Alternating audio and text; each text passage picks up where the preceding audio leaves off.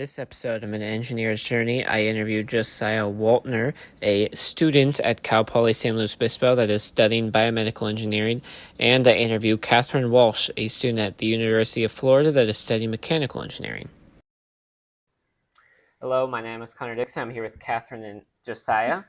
I know you guys are still in college right now and you're interns, but what inspired you to become engineers, and was there a specific moment in your life that you wanted to be an engineer, and how do you decide your different fields? Because I know you're in different fields. You're in the biomedical engineering and you're in the mechanical. So how did you choose your specific field, and why did you want to go into engineering? That's a good question. I'll start. So I knew basically my whole life that I wanted to work in healthcare. And leading up probably to my senior year, I thought that I was going to go like the med school track. And so biomedical engineering was a route that I could do that didn't corner me into having a bio degree, because with just a bachelor's in bio, there's not much that you can do. So I chose biomedical engineering as a way to not tunnel me into one specific thing. And then I ended up loving engineering, and I loved working with my hands, which I should have known my whole life because I've always been a tinkerer. I've been building things forever. So I found that I really like biomedical engineering kind of by accident. I went to a middle school and high school that were engineering focused. So it was like a magnet program. So it drew people to those schools for that specific program. And my school both were engineering focused. So I kind of knew from a pretty young age that I wanted to do engineering. I just didn't know exactly which path. And a lot of the classes I took, it was exposure to all the different paths, so you could figure out from there. And I switched between like structural, civil, electrical, mechanical, and then my last option was biomedical because I wanted my work to be able to impact the lives of others. And so I went into college as a biomedical engineering major, but it was pretty specific, at least at the college I went to. It was very niche into the sciences, and I wanted a little bit more of the design aspect. So I switched back over to mechanical, and now I love it. The classes for mechanical are definitely more focused in mechanical design and physics and things like that, but I'm also doing a minor to kind of compensate for the healthcare side that I want to be in. Mm-hmm. And what is your guys' experiences like at college? Yeah, I know you're still in college, so what's your experiences like there as an engineering student? I think a lot of my classes are pretty big because I'm at a very big college. We have, I think, like 60,000 students, so it's pretty large. So the class sizes can range from like 100 to like 300, and so they're very large auditorium classes. But I think that's kind of been difficult for me because I like having more of a personal relationship with the professors. So I think trying to stay after class and going to office hours is huge. I didn't really do that my first 2 years, but it was very impactful for the last few years I've been there. I would say at Cal Poly, it's the total opposite. So the biomedical engineering department is pretty small, and also so is the mechanical engineering department. Usually class size are like 20 people or so, so you get to know the professors by name and they know you by name, which is really, really nice. Especially because when you're cycling through different professors, you'll have the same one like a couple years in a row, and to be able to like build your reputation up with them and then go for them to have, when you have questions. I work on a project at school right now, and it's nice to be able to go to my professors and have them know me and ask questions that relate to my project, and kind of get their expertise on things. So in that aspect, Cal Poly is really nice. And what advice would you give to high schoolers going into college, or college students right now that are starting engineering school, to help them progress through engineering in college and beyond? That's a hard one. That is a hard one. When I started college, I was like a straight A student. I had a like 4.8 GPA or something. I was valedictorian. Like I was really, really good academically, and it was a huge transition for me to go from getting all A's to like getting my first C. Like that, changing my expectation on what success was really important for me, and being able to learn the material rather than just get an A was this whole transition that I had to make to be able to succeed. I feel like I'm the same way. I was the exact same way going into college. I was straight A's, like salutatorian.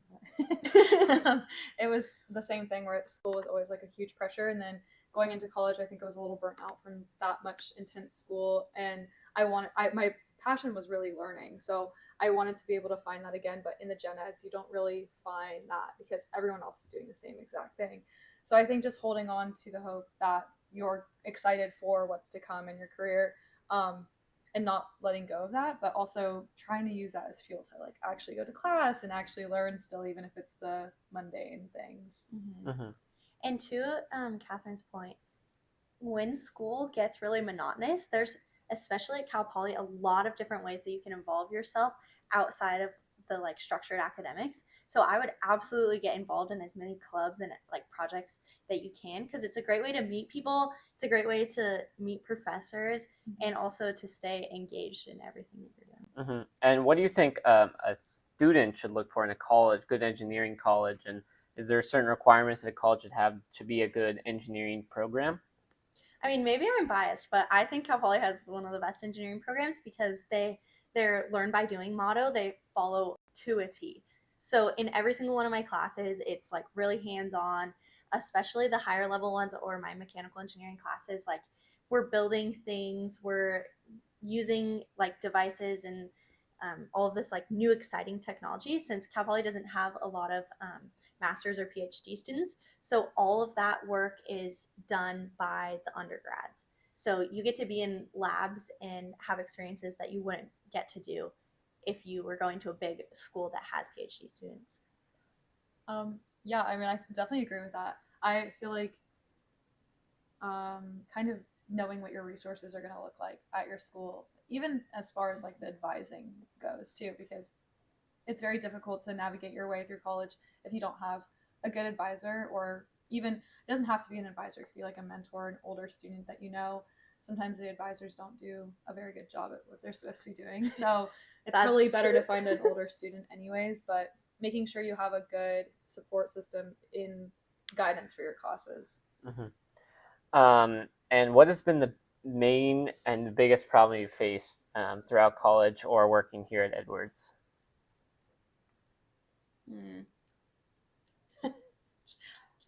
I guess in school, the biggest problem is getting classes. Like at Cal Poly, that is one huge negative. It's really hard to get into the classes that you want. So I would actually totally recommend this. I started in the honors program. It's pretty easy to get into, and then you get priority registration for however long you want to be in the honors program. It's a huge life hack. And that's the one thing that's difficult is like Catherine was saying, having a good advisor is nice because they can help you plan out your route. Because if you don't take the right classes at the wrong time, like you're at the risk of having to take an extra quarter, an extra semester, or whatever. Yeah, I think those are good points. I think also maybe being flexible too, and your mindset of college doesn't have to be only 4 years. Like you can extend it, because in the end, experience is going to be what matters the most when you leave college. So for me, I did a co-op last year, and that was during the school year, so it's like a longer internship. So I had to take kind of like a break from classes. I only took one class online, and now it pushed back my graduation a little bit, but I learned so many things in that experience that are so invaluable to like the rest of my career and to getting like future work experience as well. So I think being flexible. Yeah, that's a great point. And how is your guys' engineering fields changing and advancing with AI and advancements in new technology? Slowly. Yeah, honestly, slowly. I feel like a lot of the professors don't really integrate that as much into, at least at my school, because they have been doing things a very certain way for a very long time. So they don't really have to change it if it's not broken, right? So the classes that are AI focused are specifically like AI classes that you have to sign up for on your own accord, and it's not part of the curriculum. So we haven't really integrated it too much at my school. As far as the medical field, that's a really interesting question. So one of my team members last year, so I did a co-op here last year as well, she was working on a project integrating AI into procedures. So they would use AI to assess the different imaging platforms that they had to be able to guide the physician on where they needed to go. So that's super interesting. I think there's a huge huge impact for that AI will have in the next couple years. But maybe all those CS kids will finally have a job. And what is something that you think is something that people don't know about that aren't in engineering, that's something that, I don't know, inspired you or made you think that this was really cool that not a lot of people know about in engineering right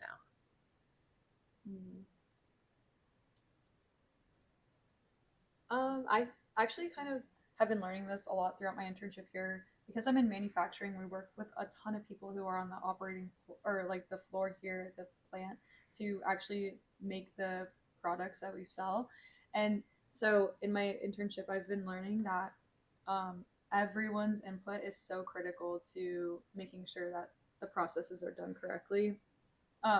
And the people on the floor all the way to the highest engineer should have the same respect for their ideas.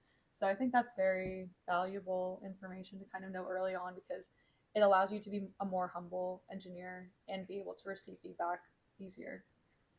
That's really good. I don't even think I can follow that up. And if you weren't an engineer, what do you think you'd be doing in college and beyond? I would probably be working in the medical field somewhere. I have done a ton of thinking about this. I would do so many different things. I considered like public health or anthropology or law or being a doctor. So a ton of different things. Who knows? Maybe open a coffee shop. Yeah. Oh yeah. Business owner. All right. Thank you. And thank you for everyone watching. That'll be all. If you like this episode of An Engineer's Journey, don't forget to like and subscribe. Comment if I should do a season 2, and comment any additional questions you'd like me to ask.